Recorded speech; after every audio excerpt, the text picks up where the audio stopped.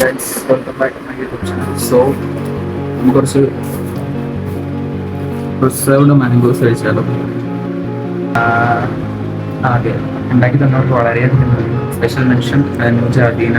അതേപോലെ ഇത് പറിക്കാനായിട്ട് സഹായിച്ച ആൾക്കാർക്കും വളരെയധികം നന്ദി.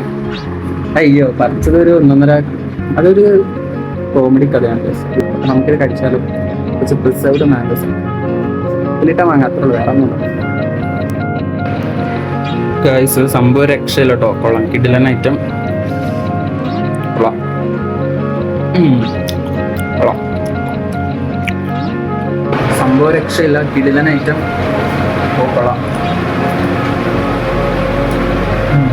ഗൈസ്, നമ്മളിപ്പോൾ മാങ്ങയൊക്കെ കഴിച്ചതിന് ബാക്കിയെടുത്ത് വെച്ചു.